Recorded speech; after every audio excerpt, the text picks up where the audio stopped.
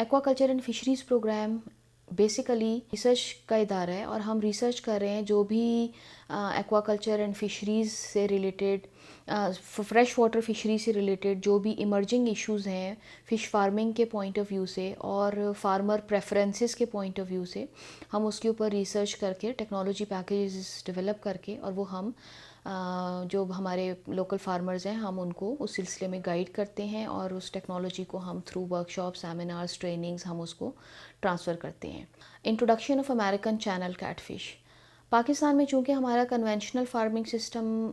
Farmer ज़्यादा उसको prefer करते रहे हैं, अभी भी कर रहे हैं, लेकिन 2005 से ऑनवर्ड हमने अमेरिकन चैनल कैटफ़िश के ऊपर काम करना शुरू किया और इस फ़िश की वजह ये थी कि इस मछली में कांटा नहीं होता।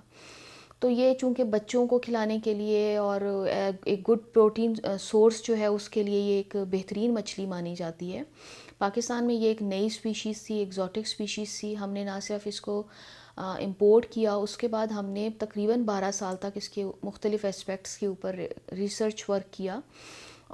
इसकी ब्रीडिंग के ऊपर, इसके एक्लिमेटाइजेशन के ऊपर, इसके बारे में कुछ शकूकों से शुबात थे कि ये दूसरी मछलियों को खा जाएगी, कार्निवोरस मछली है। उन सारी चीज़ों के ऊपर हमने काम करके जब हमें हर लिहाज से ये श्योर हो गया, कंफर्म हो गया कि ये मछली हमारे फार्मिंग सिस्टम के लिए एक बेहतरीन मछली है और हम फार्मर को एक नई मछली दे सकते हैं जो कि उनके ना सिर्फ खाने वालों के लिए एक अच्छा इजाफा होगा बल्कि फार्मर्स को एक अच्छा नफ़ा भी देगी। ये हाई वैल्यू फ़िश स्पीशी है। तो हमने तब ये मुख्तलिफ़ फार्मर्स को, हैचरी मैनेजर्स को हमने इसका सीड देना शुरू किया। इसकी फ़ीड बनाने के लिए हमने उनको गाइड किया। इसकी ब्रीडिंग के ऊपर हमने ट्रेनिंग कोर्सेज करवाए और अब ये मुख्तलिफ़ जगहों पर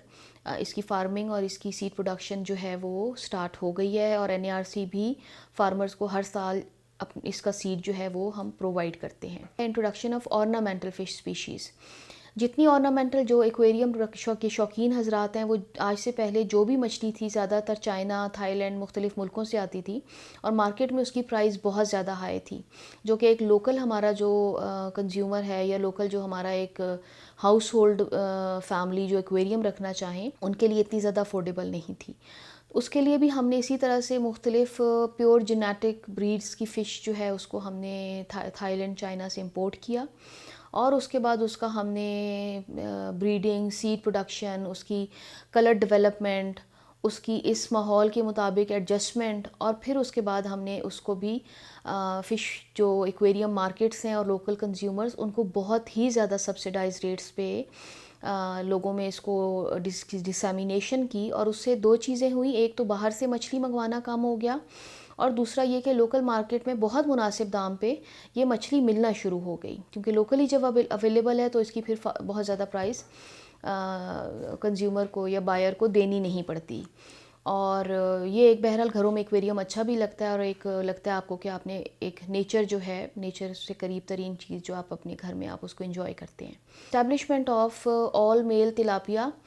seed production hatchery. All mail tilapia एक तिलापिया जो है एक हमारे सिस्टम में बहुत पहले से है और चिड़ा मछली के नाम से जानी जाती थी, लेकिन उसमें एक प्रॉब्लम ये था कि वो फास्ट ब्रीडिंग फ़िश थी, वो बहुत जल्दी जल्दी ब्रीड करती थी तो उसका साइज़ नहीं बड़ा होता था। उसके लिए अराउंड द वर्ल्ड एक टेक्निक यूज़ हो रही है ऑल मेल तिलापिया और सेक्स रिवर्सल उसकी करके हम उसको ब्रीडिंग को स्टॉप कर देते हैं, फर्टिलिटी स्टीराइल हो जाती है फॉर 6 to 8 मंथ्स और उसमें उसको हम सेल कर देते हैं और उसका जो 18 मंथ का उसका ग्रोथ पीरियड था हमने उसको भी रिड्यूस करके 6 to 8 मंथ्स, मैक्सिमम 10 मंथ्स पे कर दिया है। और वो फ़िश जो है वो किलो से सवा किलो तक होके वो मार्केट में जा रही है। वो भी एक हाई वैल्यू फ़िश है, 400 to 500 के अराउंड उसका पर केजी उसका रेट है और वो 6 to 8 मंथ में फार्मर के लिए उसकी फसल तैयार होकर मार्केट में चली जाती है, फार्मर को अपना प्रॉफिट मिल जाता है। सो NARC में एक्वाकल्चर एंड फिशरीज़ प्रोग्राम को ये क्रेडिट जाता है कि पब्लिक सेक्टर की पहली फ़िश हैचरी हमने बनाई, हमने सीड प्रोडक्शन की, हमने उसका सेक्स रिवर्सल किया, उसकी फ़ीड फार्मूलेशन हमने ख़ुद किया, स्पीशीज़ स्पेसिफिक फ़ीड फार्मूलेशन, और उसके बाद हमने उसका सीड हर साल पिछले चंद सालों से हर साल हम एक अच्छी तादाद में सीड प्रोड्यूस करके फार्मर को बहुत ही मुनासिब दामों पे दे रहे हैं। लेकिन इसमें जो अच्छी बात वो ये हुई है कि इस तरह की ये एक मॉडल हैचरी थी, पायलट प्रोजेक्ट था, और इसको देख के पाकिस्तान में मुख्तलिफ़ जगहों पे प्राइवेट सेक्टर ने इस तरह की हैचरीज़ लगाना शुरू कर दी हैं। और जो कुछ साल पहले तक हम लोग थाईलैंड और चाइना से सीड इंपोर्ट करते थे और एक अच्छा खासा हमारा जो है रेवेन्यू उधर जाता था, अब मेरा ख़्याल है कि शायद हम 0% सीड जो है बाहर से मंगा रहे हैं। सारे का सारा ऑल मेल तिलापिया का सीड पाकिस्तान में प्रोड्यूस हो रहा है और लोकल फार्मर्स जो हैं वो अब यहीं से ले रहे हैं, जो कि उन्हें बहुत ही सस्ता पड़ता है। एक्वाकल्चर एंड फिशरीज़ प्रोग्राम में हम फ़ीड फार्मुलेशन के ऊपर मुख्तलिफ रिसर्च के हम एक्सपेरिमेंट्स ट्रायल्स करते रहते हैं, और स्पीशीज़ स्पेसिफ़िक फ़ीड फार्मुलेशन हमारा एक अच्छी एक्टिविटी है कि हम हर एज के लिहाज से हम फ़ीड बना रहे हैं, fingerlings, brood stock, production point of view से जब वो एडल्ट फ़िश होती है उसके मुताबिक हम एज के मुताबिक, स्पीशी के मुताबिक हम फ़िश को फ़ीड देते हैं ताकि हमें अच्छी ग्रोथ मिल सके। और इसके ऊपर भी हम फार्मर को डेली बेसिस पे, हम जो भी हमारे पास फार्मर विज़िट करते हैं हम उनको टेक्निकल गाइडलाइंस प्रोवाइड करते हैं। एक्वाकल्चर फिशरीज़ प्रोग्राम में डिज़ीज़ डायग्नोसिस के ऊपर हमारी, मैं इसे कहूँगी, पाकिस्तान की पहली लेबॉर्ट्री है। We were the first one जिन्होंने ये फोर्सी किया कि जब हम इंटेंसिव फार्मिंग की तरफ जा रहे हैं तो मछलियों में बीमारियां भी आना शुरू हो जाएंगी। तो वो अब हम उसकी, चूँकि जैसे जैसे इंटेंसिफिकेशन की तरफ फार्मिंग जा रही है, मुख्तलिफ नई बीमारियां भी आ रही हैं,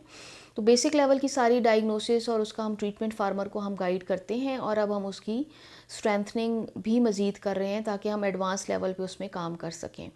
डेली बेसिस पे जितने भी फार्मर हजरात हमें विज़िट करें, हम उनको फ़िश फार्मिंग से रिलेटेड हर तरह की मालूमात फ़राहम करते हैं।